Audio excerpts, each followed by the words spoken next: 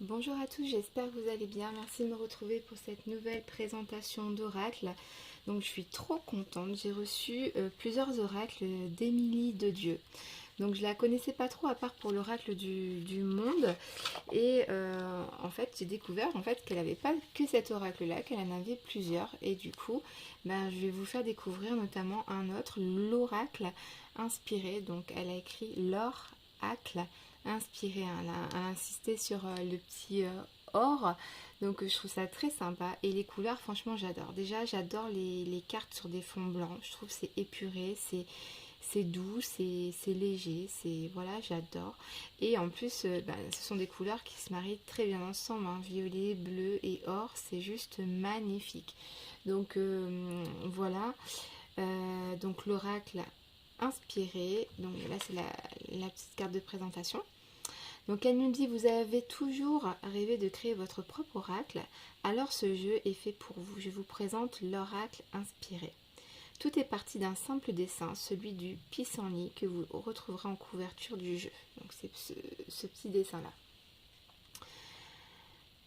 Tel l'enfant qui souffle sur la fleur et émet un vœu, j'ai laissé l'inspiration me guider sans savoir où j'allais. Alors des illustrations sont nées naturellement, juste pour le plaisir de créer, et l'idée de l'oracle est venue par la suite. Ayant déjà réalisé un oracle, je souhaitais faire celui-ci un jeu inédit et unique, comme tout le fut sa création. Ainsi est né l'oracle inspiré. Donc d'Émilie de Dieu.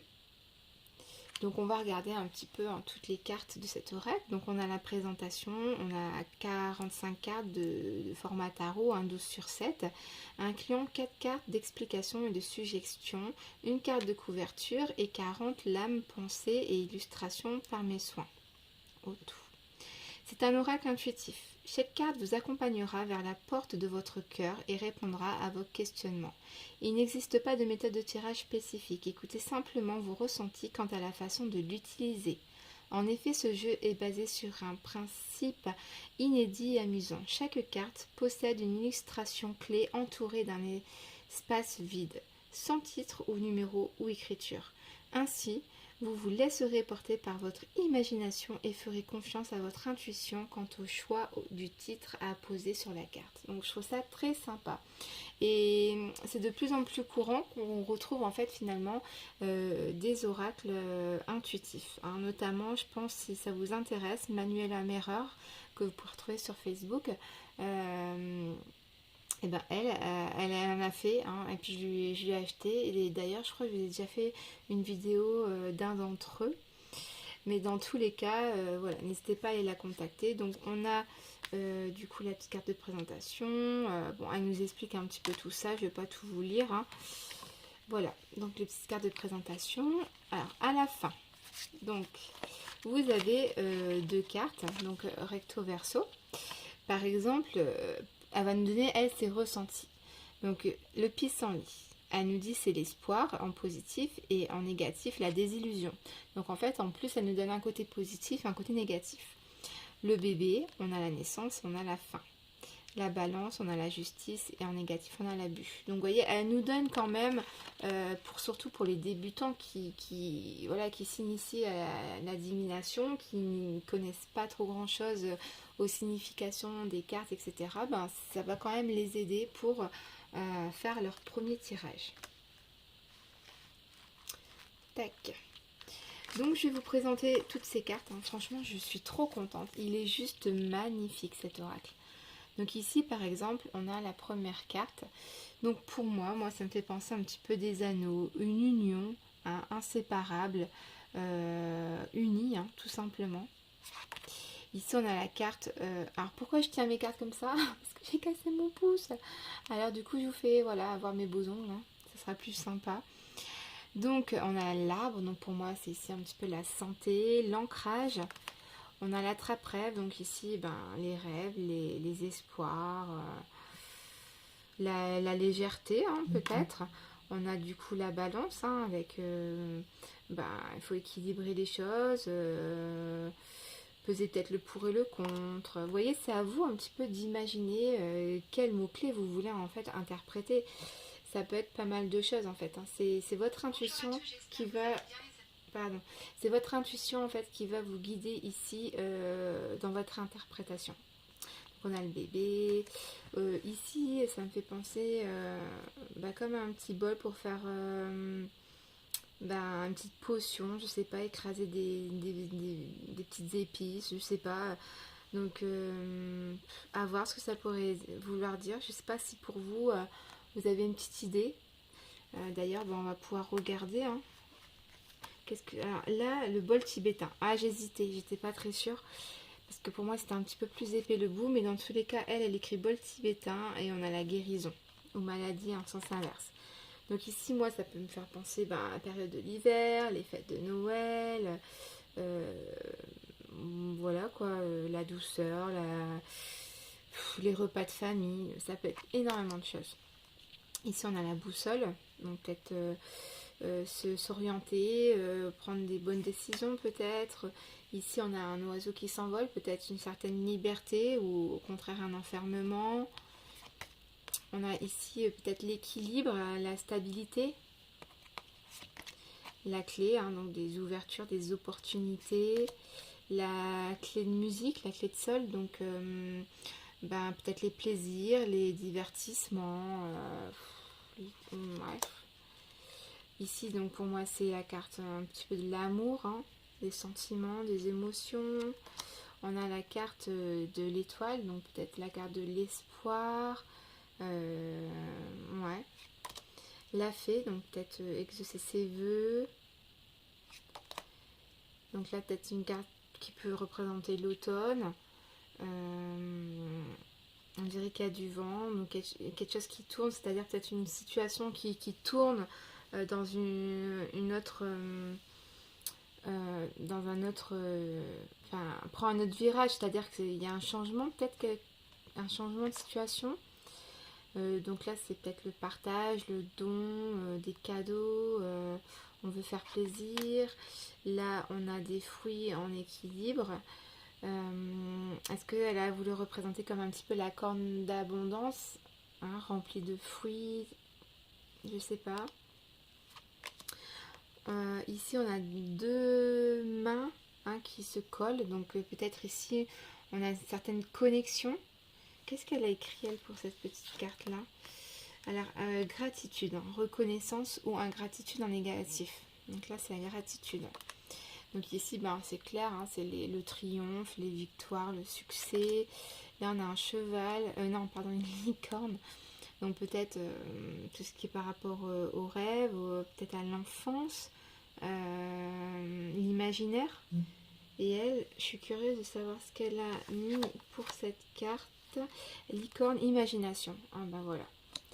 Donc la libellule, donc peut-être c'est la libellule, c'est pour moi quelque chose qui est clair, peut-être qu'on s'illumine dans l'esprit, je veux dire qu'on voit peut-être mieux les choses. Je suis aussi curieuse de savoir ce qu'elle a mis. Je vais aller voir. L'éveil. Ouais, l'éveil ici. Elle a mis éveil. Ou inconscience. Donc là, c'est la petite lanterne. Donc peut-être, ouais. Là, ça serait plus du coup par rapport à ce que j'ai dit là. Voir les choses plus claires. Trouver son chemin. On a la carte de la lune ici. Donc, des choses qui sont peut-être éphémères, cycliques, entre guillemets, qui reviennent. Les émotions aussi, la lune, hein. Ici peut-être le lâcher prise, la méditation, le miroir, peut-être regarder, se regarder en face ou je sais pas, à voir. On a la montgolfière, donc peut-être ici ça peut être prendre de la hauteur, peut-être pour voir les choses différemment, peut-être. Qu'est-ce qu'elle a mis pour ça, la montgolfière? La montgolfière.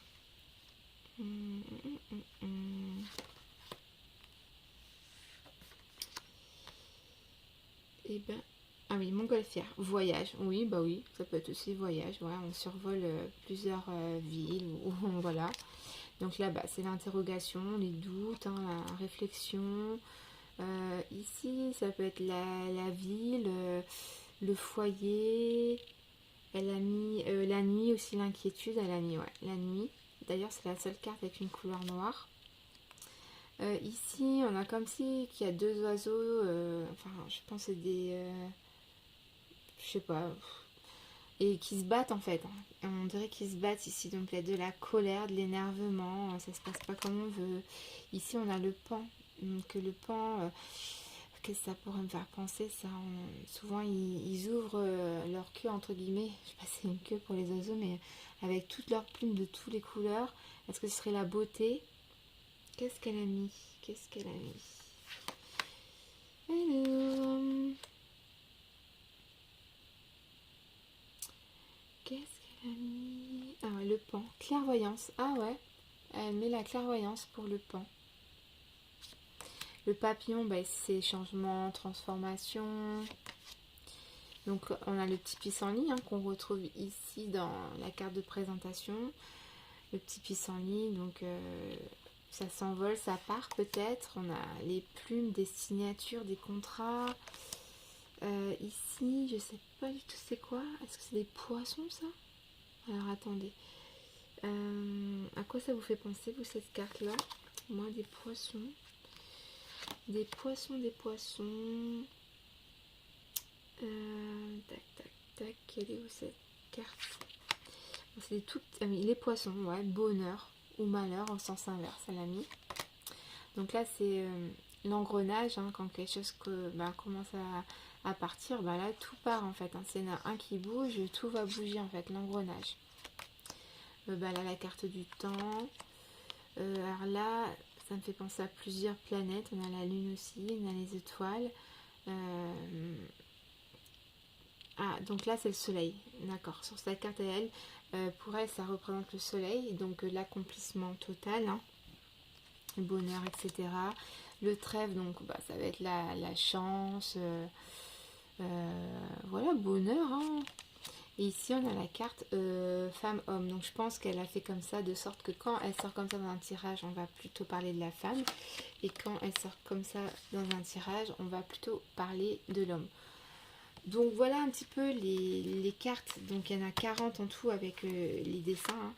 Et vous avez les deux cartes recto verso avec les significations. Donc franchement, je trouve cet oracle vraiment très très très joli. Parce qu'en fait, il est intuitif, mais en fait, quand on connaît les dessins et leur signification, il n'y a pas besoin de mots en fait. Et je sais pas, ça coule de source, les dessins sont clairs et simples. Et je le trouve vraiment très très très joli avec de magnifiques couleurs. Donc j'espère que ça vous aura fait plaisir que je vous ai présenté ce petit oracle là d'Émilie de Dieu. Je vous fais des gros gros gros bisous. N'hésitez pas à commenter, à aimer la vidéo si vous avez aimé cet oracle là. Ah regardez, je vous ai même pas fait voir le dos des cartes. Regardez comment il est magnifique. Il est juste super beau. Les couleurs sont... j'adore. Franchement magnifique. Donc voilà le dos des cartes. Donc c'est disponible encore à la vente. Vous allez, je crois, sur sa page sur Facebook, vous tapez peut-être Émilie de Dieu. Je sais plus comment j'ai fait pour trouver. Et sur sa page, tout est indiqué, son site, etc. Et vous trouvez ces oracles. D'ailleurs, dans les prochaines vidéos, je vous présenterai tous ces oracles. Donc voilà. Je vous fais des gros bisous les amis. Merci d'avoir regardé cette petite vidéo. Et si on se voit plus, je vous souhaite de bonnes fêtes de fin d'année. Bye bye.